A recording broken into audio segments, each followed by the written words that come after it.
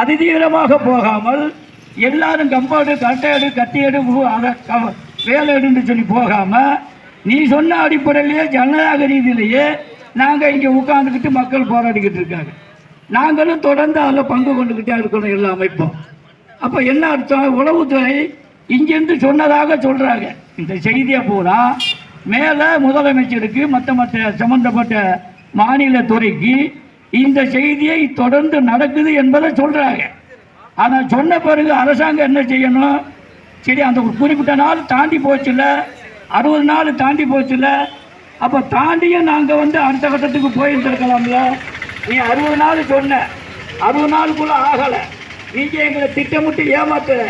நாங்கள் அடுத்த கட்ட போராட்டத்துக்கு பல்லாயிரக்கணக்கான பேரை எங்கள் சமூகம், எங்களுடைய ஆதரவு இயக்கங்கள், முற்போக்கு இயக்கங்கள் எல்லாத்தையும் சேர்த்து நாங்கள் ரோட்டுக்கு வர தெரியாதா? ஏன் வரலை? அடுத்த கட்ட போராட்டத்துக்கு சிபிசிஐடி ஆஃபீஸில் போய் முற்றுகையிட தெரியுமா தெரியாதா? ஏன் நாங்கள் அங்கே போகலை?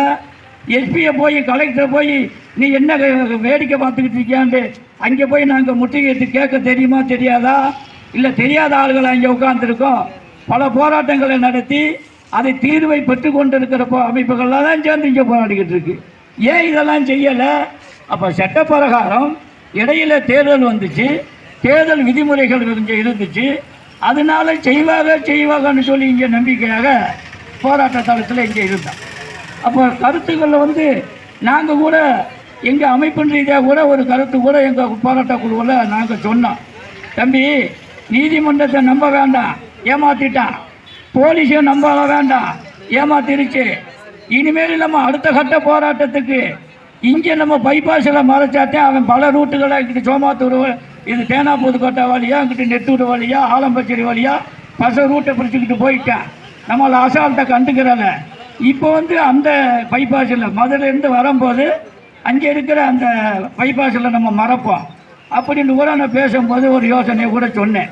இவங்களை யாரும் நம்ப வேணாம், ஒரு போராட்ட தலைமை ஒரு கட்டத்து வரைக்கும் தான் நான் நம்பணும்தான் சொன்னோம். அப்போவும் எங்கள் தம்பிகள் என்ன சொன்னாங்க, லெனினெல்லாம் என்ன சொன்னாங்க, இல்லைண்ணே அது சட்டப்பிரகாரம் சொல்லிட்டாங்க, அவங்க அரெஸ்ட் பண்ண வரைக்கும் நம்ம தொடர்ந்து இருப்போம்னு சொன்னாங்க. சரிப்பா, ரைட்டு, அது மாதிரி இருப்போம்னு இருந்தாச்சு. அப்போ எதுக்கு சொல்கிறேன்னா, நீங்கள் சொன்னதை நம்பி நீங்கள் செய்வீங்கன்னு நம்பி எங்களுக்கு எல்லா போராட்டமும் எல்லா தந்திரமும் தெரிஞ்சும் அமைதியான முறையில் நடத்தினதை நீங்கள் ஏளனமாக பார்க்குறீங்க. அப்போ நாங்கள் அமைதியை தாண்டி ஒரு சட்ட ஒழுங்கு பிரச்சனையை ஏற்படுது மாதிரி ரோட்டில் போய் வீதியில் போய் கம்புங்கட்டி எடுத்துக்கிட்டு போயிருந்தா நீ வந்திருப்ப. அப்போ வரலைன்னா என்ன அர்த்தம்? நீ அமைதியாக இருந்தால் நாங்களும் அமைதியாக இருப்போம், அப்படி தானே சொல்கிறீங்க? இப்போ இன்றைக்கி நீதிமன்றத்தில் விசாரணை சொல்லி போனாங்க. ஏதோ இந்த குற்றவாளிகளை அடுத்த ஒரு வாரத்துக்குள்ள கைது செஞ்சிருவாங்க, அந்த மாதிரி ஒரு சந்தோஷமான செய்திகள் இங்கே வந்துடும் அப்படின்ட்டு பார்த்தா, கடைசிக்கு இன்றைக்கி என்ன செய்தி? ஊடகத்தில் வந்த செய்தியை பார்த்தோம். ரெக்கார்டிக்கெல்லாம் என்ன செய்தின்னு தெரியாது. என்ன சொல்கிறான்? அப்போ இந்த ஏற்கனவே நீ போலீஸு ஏன் ஒழுங்காக அதை கைது செய்யலை? சிபிசிஐடியே 60 நாளுக்குள்ளே ஏன் நீ சார்ஜிட்டு போடலை?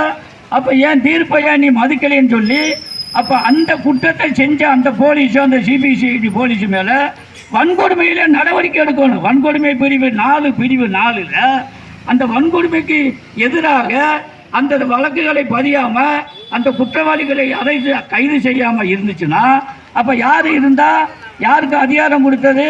சிபிசிஐடிக்கு அதிகாரம் கொடுத்துச்சு கோர்ட்டு. அந்த கோர்ட்டு ஏன் இது வரைக்கும் கைது செய்யலை? அப்போ கைது செய்ய மறுத்தவை மேலே வன்கொடுமையில் சட்டத்தில் போடுறதுக்கு இடம் இருக்குது. அந்த அடிப்படையில் நீதிமன்ற மேலே வழக்கு போடுறான்னு சொல்லணுமா சொல்ல வேணாமா? பட்டியலின மக்களுக்கு, தேவேந்திரகுல மக்களுக்கு அதை நீ சட்டப்பிரகாரம் செய்த ஆளாக இருந்தால் நீதிமன்றம் அதைத்தான் சொல்லியிருக்கணும்னு நாங்கள் விரும்புகிறோம். ஆனால் அதை செய்யாமல் அவங்களுக்கு மேலும் தூண்டி வர்றது மாதிரி நீ அதை விட்டு நீ இன்னைக்கு 5 மணிக்கெல்லாம் நீ பாடியை தூக்கு, இல்லைன்னா நாளைக்கு நாங்கள் போலீஸை வச்சு தூக்கிறதுக்கு முடிவு செய்யப்படும். என்ன முடிவு?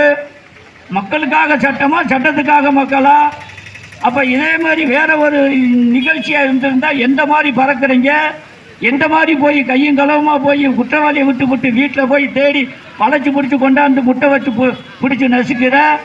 அப்போ ஒரு கொலையை செஞ்சுட்டு வன்கொடுமையில் ஒரு லாக்கப் கொலை செஞ்சுட்டு அது இவ்வளவு மெத்தனமாக போலீஸே இருந்தால் வேலையே பயிரை மேய்வது போல இருந்தால் என்ன அர்த்தம்? அன்னைக்கு திமுக ஆட்சி இருந்துச்சு, அந்த ஆட்சியில் இது துவங்குச்சு போராட்டம், அந்த ஆட்சியில் படுகொலை நடந்துச்சு, இந்த ஆட்சியில் அதை வேடிக்கை பார்க்குறான். ஆனால் அதை செய்த இதை செய்த ஆகோ ஓஹோன்னு பேசிட்டு அந்த முதலமைச்சர் விஜய்க்கு இது தெரியாதா? 100 நாளாக இப்படி போகுது, ஒரு பட்டியலின மக்கள் போகுது, பட்டியலின மக்களுக்காக நிறையா எம்எல்ஏ அது இது குற்றம் கொண்டு வந்து கூட்டாடு போட்டு பெருமை பேசுகிறாங்களே நம்மளை. அப்போ அந்த மக்களுக்கு அந்த மாதிரி இருந்தால் நடவடிக்கை எடுக்காமல் இருக்குமே நியாயமா? ஒன்றும் இல்லை. ஆகவே தோழர்கள் தலைவர்கள் நீண்டு பேச இருக்கிறார்கள், விஷயத்தை நிறையா பேச இருக்கிறார்கள். எங்கள் தீண்டாமை ஒழிப்பு முன்னணியுடைய மாநிலத்துடைய தலைவர் வந்திருக்காரு செல்லக்கண்ணு. ஒரு 4 நாளைக்கு முன்னாடி கூட எங்கள் சிறப்பு தலைவர் எம்எல்ஏ அவர் மகேந்திரன், எங்கள் கட்சி அமைப்புடைய அமைப்பு லீடர்கள், எங்கள் மாவட்டத்துடைய செயலாளர் கருப்புசாமி, மாவட்டத்துடைய தலைவர் முத்துராமலிங்க பூபதி, எங்கள் நிர்வாகி வேங்கையா, முருகானந்தம், இப்படி டீமெல்லாம் வந்து வீட்டில் போய் பார்த்தான். சரி, நம்ம வந்து ஏற்கனவே நம்ம விசாரணை பண்ணி அவங்களை சந்திக்க முயற்சி பண்ணோம், கிடைக்கல.